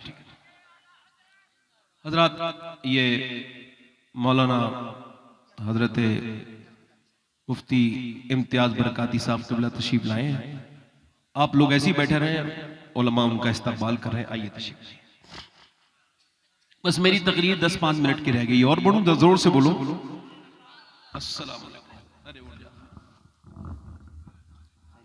माशाल्लाह लेट हो गए हमारे क़िबला, मगर ये मैं तो कुछ भी नहीं जानता, ये बहुत अच्छी तकरीर करते हैं, आप उनकी सुन के जाइएगा। बड़े अच्छे इंसान हैं, और ये मेरे मदीने के साथी हैं, मैंने मदीने में इनकी खिदमत में रहा हूं। ये हमारे कफील भाई का भी मैं खादिम हूं। आप जरा जोर से बोले सुभान अल्लाह। आला हजरत के भाई आला कहां गए? कहां गए? झांसी। कहां गए? जल्दी बोलो, पूरा मजमा जल्दी से बोलो, देर टाइम नहीं मेरे पास। कहां गए? जल्दी बोलो, कहां गए हैं? जल्दी बोलो। क्या किसे छोड़ने? कहां जा रहे थे उनके भाई? हज पे। कहां जा रहे थे? जल्दी बोलो भाई, कहां जा रहे थे? जल्दी बोलो, आप लोग बोलो, कहां जा रहे थे आला के भाई? हज पे। और आला हज़रत क्या करने जाए? उन्हें छोड़ने। अल्लामा ज़फ़रुद्दीन बिहारी कहते हैं, जरा मैं इस अपनी बात पर अपने मुबारक भाई जरा आप करीब आ जाइए, ये सिर्फ आपकी तवज्जो की तकरीर है। आप एक दो आइए, अजमत भाई आइए, बस 2 मिनट की बात और रह गई मेरी। जरा आप जोर से बोलो सुभान अल्लाह, दिल लगा के बोलो। अब सुने, आला हज़रत अपने भाई को छोड़ने के लिए गए। कहां पे छोड़ने के लिए गए? बोलो जल्दी बोलो, कहां? झांसी। अब जरा ये इस वजह से, चूंकि बीच में ये कट लग गया, इस वजह से बात को वो थोड़ा रिदम जो है वो डिस्कनेक्ट हो गया, तो उसको कनेक्ट कर रहा हूं। आला हजरत अपने भाई को छोड़ने के लिए 15 दिन का सफर तकरीबन करके पहुंचे झांसी, और आला हजरत के भाई की ट्रेन में बैठ गए। उनकी रुखसती होने वाली है। आला हजरत ने जब उनकी रुखसती को देखा, एहसास किया, तो आशिक़े मदीने का दिल जो है वो आपका तड़प उठा, और आला हजरत ने ये कलाम अल्लामा ज़फ़रुद्दीन बिहारी कहते अपना पढ़ना शुरू कर दिया। गुजरे जिस राह से वो सैयदे वाला होकर, रह गई सारी जमी अंबरे सारा होकर, चमने तैबा है वो बाग के मुर्गे सिदरा, बरसो चहके हैं जहां बुलबुले शैदा होकर, चमने तैबा है वो बाग के मुर्गे सिदरा, बरसो चहके हैं जहां बुलबुले शैदा होकर, वाए महरूम ये किस्मत कि मैं फिर अब की बरस रह गया हम रहे ज़व्वारे मदीना होकर। अल्लामा ज़फ़रुद्दीन बिहारी कहते जब इस शेर पे आला हजरत पहुंचे तो एकदम आपकी आंखों से इतने आंसू निकले कि आपकी पूरी दाढ़ी भीग गई, और फिर आपने यही शेर दोहराना शुरू कर दिया, वाए महरूम ये किस्मत, वाए महरूम ये किस्मत। आप पर बहुत कैफियत तारी हुई, और फिर आपने फरमाया मैं भी मदीने जाऊंगा।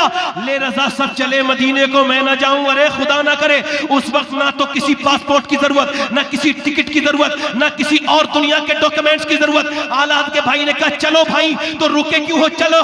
आला हज़रत के भाई ने कहा जो खतरनाक और दुश्वार सफर है वो तो हमने तय कर लिया, आप बैठे और चलते हैं। आला ने फरमाया नहीं, ऐसे नहीं जाऊंगा। कहा फिर वापस बरेली जाऊंगा। कहा वापस बरेली क्यों जाओगे?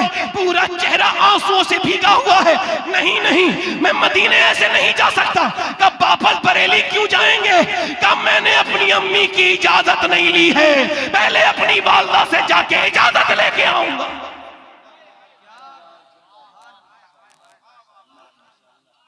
जल्दी बोलो, जरा दोनों हाथ उठा के बोलो, दिल लगा के बोलो, मुस्कुरा के बोलो, पहले अपनी माँ के पास जाऊंगा। अब सुनो कितना सख्त वो सफर है।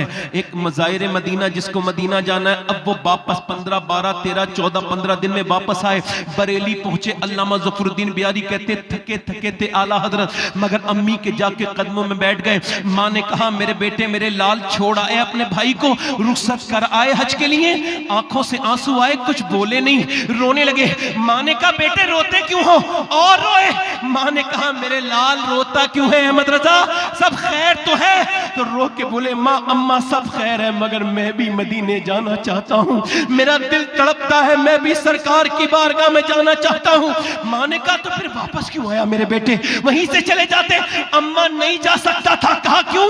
पैसे नहीं थे। अम्मा पैसे थे, सब कुछ था, मगर जा नहीं सकता था। क्यों? कहा मेरी माँ तेरी बगैर इजाजत के अल्लाह मेरा हज कबूल नहीं करेगा, मेरा हज, मेरे नबी मेरी ज़ियारत को कबूल नहीं करेंगे। आला हजरत की माँ ने जब ये सुना तो पेशानी चूम ली और दोनों हाथ उठा के फिर दुआ करना शुरू की, ऐ मेरे करीम, मेरे रहीम, मेरे बेटे अहमद रजा का हज कबूल कर लेना मेरे मालिक। उसके बाद हुजूर की बारगाह में अर्ज की, ऐ अल्लाह के रसूल, मेरे बेटे अहमद रजा की हाजिरी कबूल फरमाए। फिर इजाजत दी अपने बेटे को, पेशानी चूम के रुखसत किया। इमाम ने लिखना शुरू किया, शुक्र खुदा के आज घड़ी उस सफर की है जिस पर निसार जान फलाह जफर की है। माहे मदीना, माहे मदीना, अपनी तजल्ली अता करे। ये ढलती चांदनी तो पहर दो पहर की है। फिर आप हज गए और हज के उसके तुफैल हज भी खुदा ने करा दिए। असले मुराद हाजरी फिर उस पाक दर की है। फिर जब मक्के से रुखसत हुए तो लिखने लगे, कालक जबी की सजदे दर से छुड़ाओगे, मुझको भी ले चलो, ये तमन्ना हजर की है। आगोश शौक खोले हैं जिसके लिए हतीम, वो मुड़ के देखते नहीं, ये धुन किधर की है। बरसा के जाने वालों पर रहमत करूं निसार, अबरे अकरम से अर्ज ये मीज़ा बेज़र की है। फिर मदीने पहुंचे तो रोने लगे, अर्ज करते हैं या रसूल अल्लाह, मुजरिम बुलाए आए हैं, जाऊ का है गवाह। फिर रद हो कब ये शान करीमों के घर की है।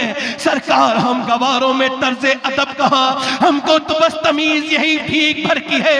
या रसूल अल्लाह, मंगता का हाथ उठते ही दाता की देन थी, दूरी कबूल अर्ज में बस हाथ भर की है। लब्बा है आंखें बंद हैं, फैली है झोलियां, कितने मज़े की भीख तेरे पाक दर की है, कितने पाक दर की है। अल्लाह अकबर। फिर मेरे इमाम इश्क मोहब्बत ने अर्ज की, या रसूल अल्लाह, मैं पहले भी आया था मगर आसी भी है जहीते, ये तैबा है जाहिदो, मक्का नहीं के जहां खैर और शर की है।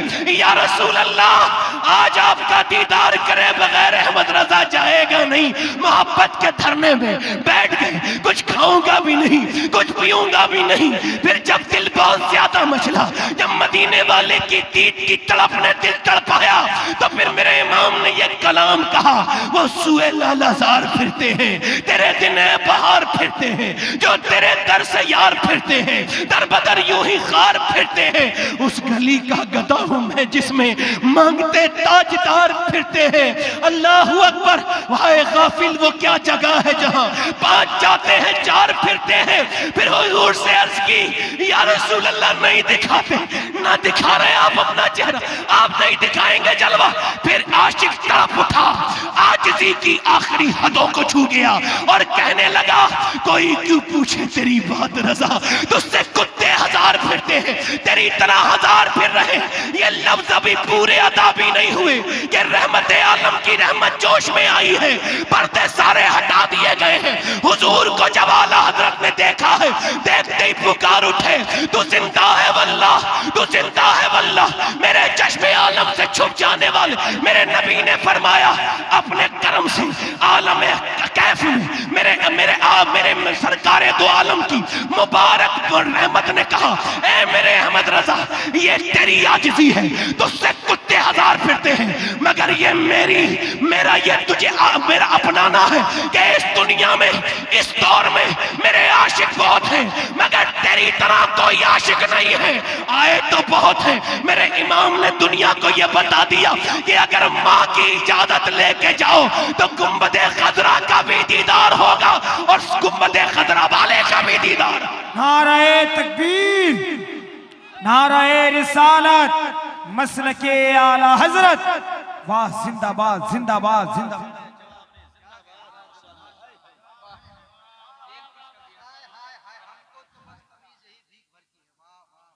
मैं आपको बताऊं, मेरी अम्मी नहीं है, इनकी अम्मी है। ये अपनी वालदा से बहुत मोहब्बत करते हैं, मौलाना इम्तियाज बरकाती साहब। कफील भाई भी बहुत मोहब्बत करते हैं। आपका इनाम यही है, बैठ के मेरी 2 मिनट बात और सुनो। मैंने आपसे इनाम ना दो मुझे, बैठ जाओ 2 मिनट सुन लो। देखो, अगर माँ घर में है ना हजरत, तो घर कितना ही पुराना हो नया लगता है। हाँ, वो हमारे एक दोस्त हैं, वो तकरीर कर रहे थे, मैंने कहा यार बड़े नसीब वाले वाले। क्यों? मैंने तुम्हारे अब्बा बैठे थे, आप तकरीर सुन रहे थे, ये तो आपका नसीब है। 25 साल हो गए मेरे वालिद दुनिया में नहीं। मैं सोचता हूँ या अल्लाह, सबने तकरीर सुनी, कहाँ कहाँ गया, किस किस जगह गया, कहाँ कहाँ न घूमा, कभी अर्श पर, कभी फर्श पर, कभी उनके दर, कभी दर बदर। गम आशिकी तेरा शुक्रिया, मैं कहाँ कहाँ से गुजर गया। मगर सोचता हूँ काश, बाबा फरीद फरमाते हैं, अपने बाप का तलवा चूमना मेरे नजदीक 7 साल की नफली इबादत से बेहतर है। तो जिसका बाप होगा वही तो चूमेगा। मेरे तो बाप नहीं, तो मैं तो उनकी कब्र पर जाके उस मिट्टी को चूम लेता हूँ जहाँ मेरे बाप तुम्हारे हैं। तो उनकी कदर करो, कोई इतना तुम्हारे ऊपर एहसान नहीं कर सकता जितने तुम्हारे माँ बाप तुम्हारे पर एहसान करते हैं। माँ बाप की खिदमत करो। इस बुजुर्ग इस उर्स से ये लेके जाओ दिमाग में ख्याल कि अपनी माँ को राजी करेंगे, माँ को राजी करेंगे। वरना दीवारें छोटी होती थीं लेकिन पर्दा होता था। ताले की इजाज़त से पहले मैं मदीने कफील भाई 1 साल में 2-3 बार चला जाता हूँ और इसकी बरकत मेरी माँ है। मैं 2017 में अपनी अम्मी की खिदमत में गया था, मेरी माँ ने मुझे हज कराया था। मेरी इस औकात नहीं कि मैं अपनी माँ को हज कराऊं। तो जब वापस मदीने से आ रहे थे ना, तो मेरी अम्मी से मैंने कहा अम्मी हम गुंबद खजरा से बिछड़ रहे हैं। मेरी अम्मी बड़ी सीधी सादी थी, अल्लाह उन्हें बख्शे। बचपन में सुनाती थी कहानी, ये दुनिया वाली नहीं। मैं खेलता था तो मुझसे कहती बेटे ऐसे ना खेला करो ये दुनिया के खेल। तो हमारे नबी कैसे खेलते थे तो वो कहती थी बेटे अल्लाह के रसूल कभी सितारों से, अल्लाह के रसूल चांद से खेला करते थे, चांद का खिलौना था। तो माई तो है जिसने हमें आशिक रसूल बनाया। इकबाल जब बहुत ज्यादा मगलूब हो जाता जज्बात से तो कहता था मेरी माँ अल्लाह तुझे बख्शे, सबसे पहले मैंने हुजूर का नाम तेरे मुंह से सुना था। माओ ने हमको यहाँ तक पहुंचाया। माँ के साथ बदतमीजी कभी ना करना। तो मैंने अपनी माँ से कहा दुआ कर दो अम्मा, मैं हर साल आया करूँ। तो मेरी वालदा ने मुझे देख के कहा तुम दुआ करो। उनको लगता था जैसे मैं ही दुआ करता हूँ। मैंने कहा नहीं अम्मा आप दुआ करो। तो उन्होंने देखा गुंबद खजरा को, फिर उन्होंने रो के दुआ की या रसूलुल्लाह मेरे बेटे को हर साल बुलाया करें। तो हुजूर ने ऐसा कबूल किया तो मैं 3-3 बार जाता हूँ, कभी कभी 4-4 बार भी चला जाता हूँ। क्यों? क्योंकि मैंने अपनी माँ की दुआएं ली हैं। अगर तुमको दुनिया और आखिरत बेहतर करनी है तो अपनी माँ से दुआएं ले लो, अपने बाप से दुआएं ले लो। एक किफल नाम का आदमी था, हर रात एक नई लड़की के साथ जिना करता था। एक दिन एक लड़की आई, हुजूर बयान फरमा रहे हैं, वो उसको देख के रोने लगी। उसने कहा पैसे मेरे तेरे पास नहीं गए जो मूड खराब कर रही है, रोती है, पैसे नहीं मिले तुझे? कहा पैसे की बात नहीं है, बात यह है कि मैं ईमान भी कुछ होता है। का क्या मतलब? का जब मैं रात को सजदा करती हूँ तब भी अल्लाह देखता है, और आज मैं तेरे साथ जिना करने आई हूँ तब भी अल्लाह मुझे देख रहा है। कहा तो रोती क्यों है? कहा रो इस वजह से रही हूँ कि अपने मालिक से कह रही हूँ मालिक अगर मेरे बहन भाई भूखे न होते तो अपना जिस्म बेचने ना आती, मुझे माफ कर देना। अल्लाह अकबर। मेरे करीम अपनी कमजोर बंदी को, और तू तो गवाह है कि तेरी बंदी ने कभी जिना नहीं किया, वो ऐसी फूट के रोई कि उसके रोने से उसका दिल धुल गया जो सानी था। जा मैं तुझे अपनी बहन बनाता हूँ। वो तो चली गई, सारे पैसे उसको दे दिए। सरकार फरमाते बहुत से पैसे दे दिए और सजदे में जाके बोला मालिक एक रात आई थी, हाथ तक नहीं लगाया और मैंने तो कितनी इज्जतें लूट ली। मालिक मेरी तरह अगर गुनहगार कोई नहीं तो तेरे जैसा कर्म करने वाला भी कोई नहीं। फिर हुजूर फरमाते हैं वो एक जुमले पे जाके उसका दिल का दौरा पड़ गया, इतना सख्त असर हुआ, रो के बोला मालिक मेरे करीम ये बता क्या मेरे गुनाह तेरी रहमतों से ज्यादा हो गए? ये कह के वो फूट फूट के रोया और मर गया। कोई बंदा तेरे दर पे जो आंसू रोल देता है, मेरे मौला दरे तौबा तो उस पर खोल देता है। मर गया, सुबह को कोई जनाजा उठाने वाला नहीं आया। कोई जब नहीं आया अल्लाह ने फरिश्तों को भेजा और इसके दरवाजे पे मोटे मोटे लफ्जों में लिख के गए। लोग कहते थे जानी का जनाजा उठाएंगे, अल्लाह ने उसके घर दरवाजे पे लिखवाया इन्नल्लाह क़द गफ़र लिल किफ़ल, ये जो किफ़ल है इसकी अल्लाह ने बख्शिश फरमा दी है। क्यों? चूंकि वो रोया था। एक बार रो के देखो मालिक के सामने, सारे गुनाह माफ करेगा। आप में से कितने लोग ऐसे हैं जो आज की इस महफिल में ये वादा कर सकते हैं कि हुजूर के नाम पे अपनी जान दे देंगे? दोनों हाथ उठा के बताएं ना। उलमा से नहीं, उलमा से नहीं, नीचे वाली पब्लिक जान दे सकते हैं, नीचे हाथ करें। जो हुजूर के नाम पे जान दे सकते हैं वो कुछ भी कर सकता है ना, कुछ भी कर सकता है ना। नीचे नीचे हाथ करें। तो कितने लोग ऐसे हैं जो आज से हुजूर के नाम पर जान भी दे सकते हैं और आज से पूरी दाढ़ी भी रखा सकते हैं? वो इस महफिल में जरा खड़े हो जाएं। जो आज से पूरी दाढ़ी रखाए हैं सुन्नत के मुताबिक वो खड़े हो जाएं। नहीं खड़े हो जाएंगे, खड़े हो, आप पूरी कर लेना चाचा, ऐसे खड़े हो जाओ, जहां हो वहीं खड़े हो जाओ, खड़े रहो खड़े रहो। जब मैं बिठा लूं, अच्छी लड़की से अगर शादी करनी है ना, बुरी लड़कियों से बचना है। ए भाई खड़े रहो खड़े रहो, जब मैं बिठा लूं तो बैठो, हाथ ऊपर कर लो दाढ़ी रखाने वाले। जो पूरी दाढ़ी रखाएं, हुजूर मुफ्ती आजम हिंद का सबसे बेहतरीन ये पसंदीदा अमल है जो आपको अच्छा लगता था। आज भी आपके हर मुरीद के चेहरे पे दाढ़ी मिलेगी। आप जिसके पूरी दाढ़ी हो वो ना खड़ा हो, जिसकी छोटी हो या कटी भी हो वो खड़ा हो सकता है। अच्छी लड़की से शादी करनी है ना, खड़े हो जाओ खड़े हो जाओ, कोई बात नहीं, सेकंड कर सकता है। हाँ हल्के से तो कह ही सकता है आदमी, वैसे तो हालात ठीक नहीं है। घर तक वीडियो जाती आती है, 1 2 3 4 5 6। अच्छा सुने, जो अच्छी लड़की से शादी करनी है ना वो दाढ़ी रखा ले शादी से पहले। बिगड़ी हुई लड़कियों से बचने का तरीका है, क्योंकि कोई भी खराब लड़की ना दाढ़ी वाला पसंद नहीं करती, दाढ़ी वाला वही पसंद करती है जैसे मदीने वाला पसंद हो। माशाअल्लाह। ए खड़े रहो, खड़े रहो। दाढ़ी रखाने वाला कोई और है इस महफिल रसूल में? खड़े हो जाओ। कैमरे वालों पे भी इतना ही लागू है।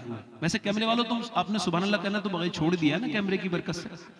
हाँ, ये सब थे हम इनमें शामिल नहीं है। ऐसा कैमरा क्या क्या तुम अपने इससे निकल गए जलसे से। कोई और आशिक रसूल है? हाथ ऊपर करें दाढ़ी रखाने वाले, मेरे साथ वादा करें इंशाअल्लाह। जो दाढ़ी रखाए खड़े हो जाएं, खड़े होके हाथ ऊपर करें, खड़े हो जाओ। मैं समझता था 200-250 लोग खड़े होंगे। खड़े होके कहो अब तक जिया था सभी के लिए, आज से जीऊंगा अपने प्यारे नबी के लिए। चूंकि ताजु शरिया कह के गए जिंदगी ये नहीं है सभी के लिए, जिंदगी है नबी की, नबी के लिए। दाढ़ी रखाने वाले हाथ ऊपर करें, मेरे साथ कहें इंशाअल्लाह। जरा कैमरा घुमाओ इनकी तरफ सबकी। इंशाअल्लाह महफिल में वादा करते हैं आज के बाद न दाढ़ी कटेगी न मुड़ेगी इंशाअल्लाह। इंशाअल्लाह बैठ जाए। अल्लाह ताला आपको जो है वो जज़ाए खैर अता फरमाए। आप जितना हल्की हल्की बातों पे हंस लेते हो ना, इधर देखो, जितना इतना ही रोना सीख जाओगे तब मोमिन हो जाओगे।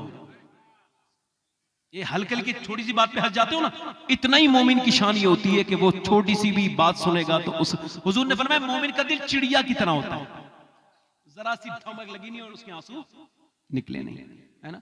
हुजूर की आंखों की ठंडक क्या है बोलो? दोनों हाथ उठा के आज से इस महफिल में वादा करो इंशाअल्लाह आज से हुजूर की आंखों को ठंडक पहुंचाएंगे। नमाज पूरी पढ़ेंगे, इरादा करो, इरादा इंशाअल्लाह। दोनों हाथ उठा के बोलो इंशाअल्लाह, दोनों हाथ उठा के इंशाअल्लाह। अपनी बहन बेटी को पर्दे के लिए कहेंगे इंशाअल्लाह। मसलके आला हजरत पे सख्ती से कायम रहेंगे, अपनी तन्हाइयों की हिफाजत करें। अल्लाह ताला आपको जज़ाए खैर अता फरमाए। हमारा ये